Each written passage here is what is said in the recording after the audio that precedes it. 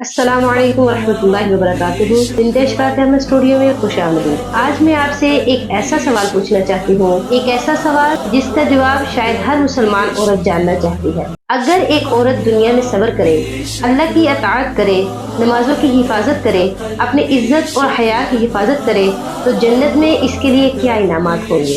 کیا جنت صرف مردوں کے لیے نعمتوں کا ذکر کرتی ہے یا عورتوں کے لیے بھی ایسے انعامات ہیں جنہیں سن کر دل خوشی سے بھر جائے؟ آج ہم اسی موضوع پر بات کریں گے اور میں وعدہ کرتی ہوں آج کی گفتگو کے اختتام تک آپ جنت کو پہلے سے زیادہ چاہنے لگیں گے۔ عزیز سامعین، ہم ایسی دنیا میں رہتے ہیں جہاں عورتوں کو ہر طرف سے آزمایا جاتا ہے۔ کبھی اسے حجاب پر طعنے سننے پڑتے ہیں، کبھی دین پر چلنے کی وجہ سے تنقید برداشت کرنی پڑتی ہے، کبھی گھر کی ذمہ داریاں، کبھی اولاد کی تربیت، کبھی شوہر کے حقوق اور کبھی معاشرے کی باتیں۔ لیکن سوال یہ ہے کہ اللہ تعالیٰ ان قربانیوں کو بھول جاتا ہے؟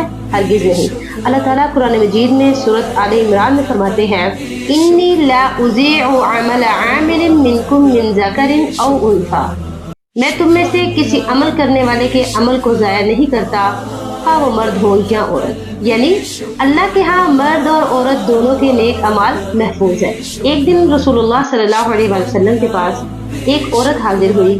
اس نے عرض کیا، یا رسول اللہ، قرآن مجید میں مردوں کا ذکر زیادہ آتا ہے اور عورتوں کا کم کیوں؟ اس کے بعد اللہ تعالیٰ نے ایک آیت قرآن مجید میں نازل فرمائی، ان المسلمین والمسلمات والمؤمنین والمؤمنات، بے شک مسلمان مرد اور مسلمان عورتیں، مومن مرد اور مومن عورتیں۔ پھر اللہ تعالیٰ نے مردوں اور عورتوں دونوں کے لیے مغفرت اور عظیم اجر کی خوشخبری سنائی۔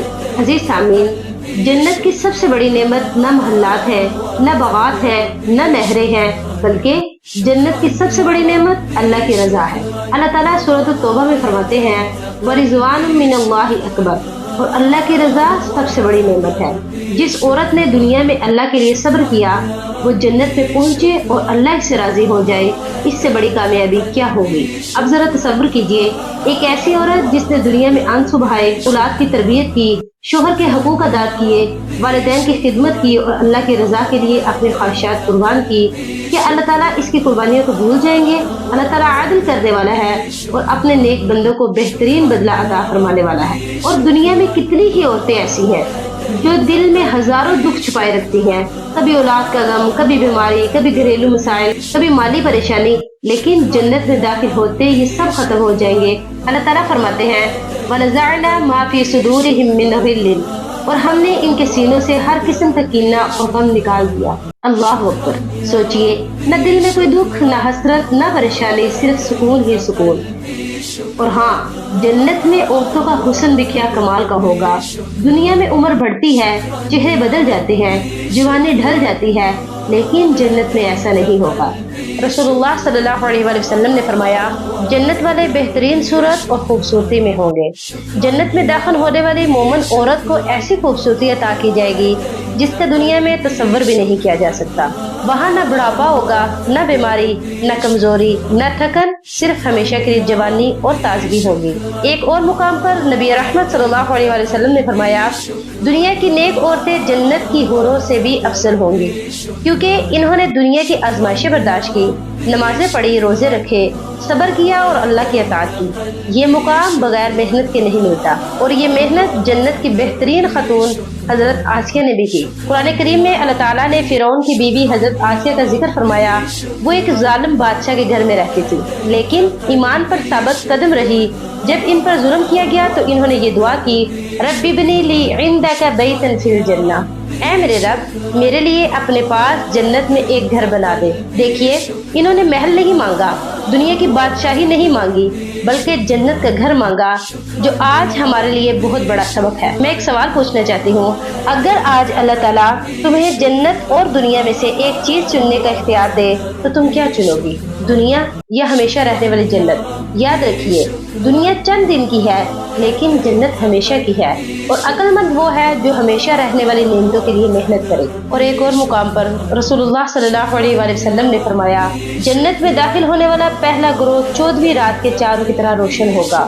सुभान अल्लाह। और फिर एक और मंजर का तस्वर कीजिए, जब एक मोमन औरत जन्नत के दरवाजे पर पहुंचेगी, फरिश्ते इसका इस्तकबाल करेंगे। अल्लाह ताला फरमाते हैं, सलामुन अलैकुम बिमा सबरतुम, तुम पर सलामती हो, ये तुम्हारे सब्र का बदला है। फरिश्ते इस औरत को मुबारकबाद दे रहे होंगे जिसने दुनिया में अल्लाह के लिए सब्र किया। फिर इसे ऐसे महल्लात दिए जाएंगे जिनके बारे में रसूलुल्लाह सल्लल्लाहु अलैहि वसल्लम ने फरमाया, इनकी ईंटें सोने और चांदी की होंगी। जन्नत के लिबास कैसे होंगे? सूरतुल कहफ में अल्लाह ताला फरमाते हैं, यलबसूना मिन सुंदुसिन व इस्तबरक, वो बारीक और दबीज रेशम के लिबास पहनेंगे। दुनिया में शायद किसी औरत की हर ख्वाहिश पूरी ना हो, लेकिन जन्नत में हर आरज़ू पूरी होगी। अल्लाह ताला सूरतुल फुस्सिलत में फरमाते हैं, वलकुम फीहा मा तश्तही अनफुसुकुम, और वहाँ तुम्हारे लिए वो सब कुछ होगा जो तुम्हारा दिल चाहेगा। सोचिए, कोई हसरत बाकी नहीं रहेगी, कोई ख्वाहिश अधूरी नहीं रहेगी, कोई ख्वाब टूटा हुआ नहीं रहेगा। जन्नत में हर नेमत मुकम्मल होगी। सहीह बुखारी में नबी अकरम सल्लल्लाहु अलैहि वसल्लम ने फरमाया, अगर जन्नत की एक औरत दुनिया की तरफ झांक ले तो ज़मीन और आसमान के दरमियान की फिजा रोशन हो जाए। सोचिए, ये जन्नत की एक नेमत का जिक्र है, तो फिर इस औरत का मुकाम क्या ही होगा जो दुनिया में अल्लाह की रजा के लिए आंसू बहाती हो। बाज़ औरतें सोचती हैं, दुनिया में तो हमारी बहुत सी ख्वाहिशात पूरी ना हो सकी, लेकिन जन्नत के बारे में अल्लाह ताला फरमाते हैं, वहाँ वो सब कुछ होगा जो दिल चाहेंगे और आंखें पसंद करेंगी। और फिर जन्नत में औरतों की सरदार खातून, रसूलुल्लाह सल्लल्लाहु अलैहि वसल्लम ने फरमाया, सय्यिदातु निसाई अहलिल जन्नति अर्बाउन, जन्नती औरतों की सरदार 4 है। हजरत मरियम अलैहिस्सलाम, हजरत आसिया, हजरत खदीजा और हजरत फातिमा रज़ियल्लाहु ताला अन्हा। ये वो ख़वातीन हैं जिन्होंने भी दुनिया में आजमाइश और बर्दाश्त किए मगर अल्लाह का दामन नहीं छोड़ा। आखिर में मेरी दुआ है कि अल्लाह ताला हमें भी जन्नती औरतों में शुमार फरमाए और हमें बगैर हिसाब के जन्नत अता फरमाए। अगर आपको आज की ये वीडियो पसंद आई हो तो बिन्ते इशफाक अहमद चैनल को लाइक, शेयर और सब्सक्राइब करें। अगली वीडियो तक के लिए मुझे इजाज़त दीजिए। अल्लाह हाफ़िज़।